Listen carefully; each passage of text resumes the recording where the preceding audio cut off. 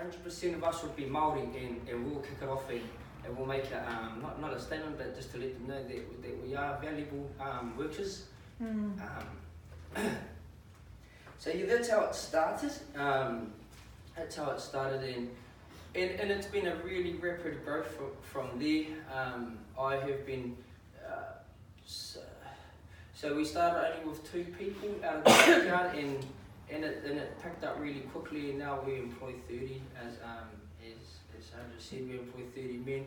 And my main purpose for it when I started was that I was a really high paid job there, and that when I had to come here, of course I had to make some putia, but the thing is how am I going to serve?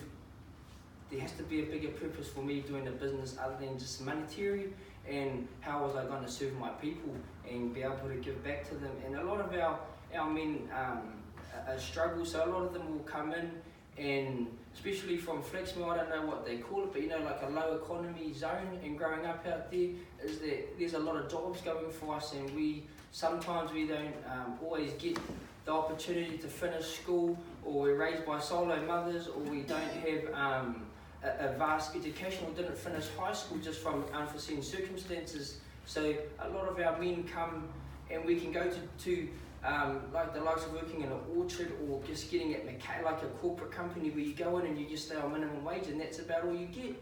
And I just feel that's in having that and having a young whānau, that's what creates us to do things we shouldn't be doing, because we ain't getting enough money into our households for a healthy lifestyle. So I thought about it here, and I bring them in, and I wanted to make sure that every man that I got here was able to get an education and have a qualification and move forward, and whether they stay with me or not, that whenever they do leave, that whenever they go out there, they will never be on minimum wage again. So I only keep them in here for minimum wage for a very short term if they come in young, 18 to 20. If someone comes in he's 40 or 45, I instantly put them between 19 and 21 on the fact that they've already served already served Aotearoa working for a very long time, regardless of their capabilities. And a lot of them come in and they just got a learner license or restricted license. Now the corporate companies won't take them on and won't give them it's too risky.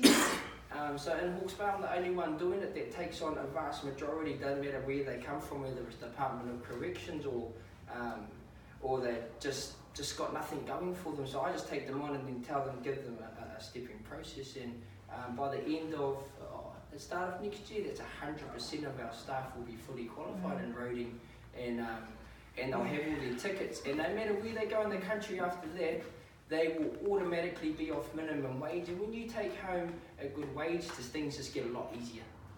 And I encourage all my men. I work them very hard, and I'm not an easy boss to work for, but I just believe that some of our people are on the gravy train, and these men know I work them extremely hard.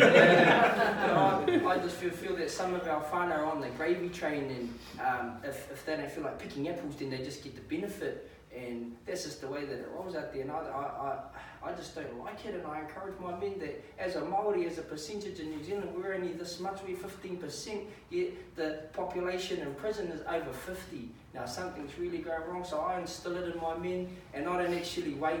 I don't care how old they are, and some of them don't want to get it, like, I already know what I'm doing, and I'm like, awesome, now you're going to get the ticket, so when you can go home and tell your children not to wait as long as you did to get yours, so they don't have to wait for 30 years before they get a good pay bracket. And that's what I do. It doesn't matter even if they're 50 or 60, I push them to get it. And if they don't want to get it for their children, do it for something else. It has to be for something else. So that's how it's how the journey has gone for Topline. And I've had a lot of ideas and visions, and they catch me every time, and it just goes so fast. But we recently got a 10-year contract with Napier City. We already do Hastings City, all the footpaths in there. We've got a 10-year contract, so by the end of the year we will be up around between 40 and 50 staff. And the beauty about it is that it's self-made. So I don't have any financial backer or anything like that. But I don't want all these men to to go into competition with me, but I encourage them that if we come from Flaxemy, that you can do whatever you feel like doing, really. And if life's beating you around and you're not quite where you hope to be, well then start instilling it in your children so that they're not struggling.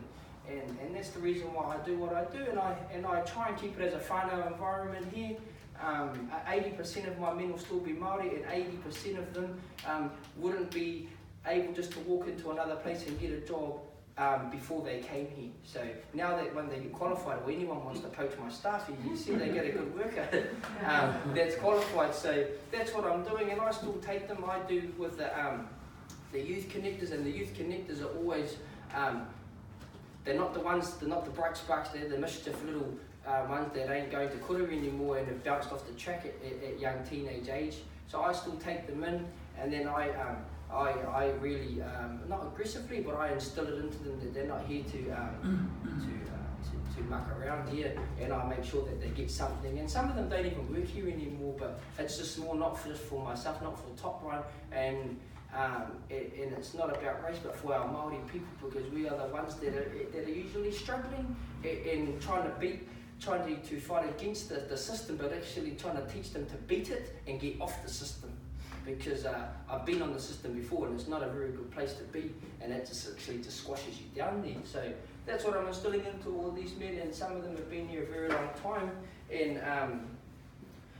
some of them have been here a very long time, and I still work them hard, and they still want to be here. So I'm very grateful for that.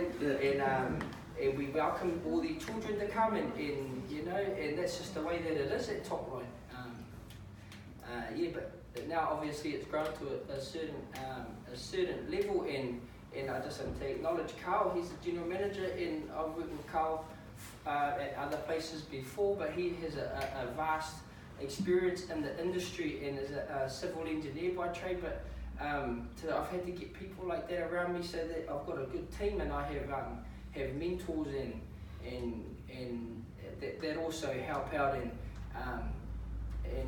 that's why I encourage them. It's not nice picking apples, but my mentor owns a huge, does the fruit industry, and he can't do it without the RSC workers here. Yeah, I know a lot of my whānau that are on the benefit that ain't even working, that are more than capable.